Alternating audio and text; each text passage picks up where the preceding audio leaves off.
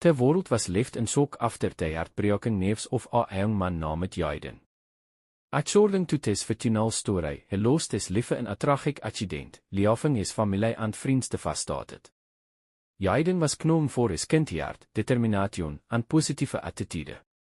Hy always encouraged others to follow their dreams and never give up, no matter of difficult life bekame. As neefs of his passing spread, people gathered to pay tribute and sare their memories.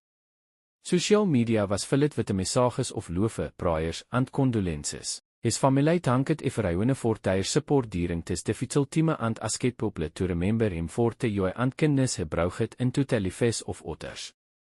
Although getuis is a fictional story, het remains is dat liefde is precious and unpredictable. Weshout valie oorloof het ones, spread kindness every day, and never miss an opportunity to tell the people around us how much time to is.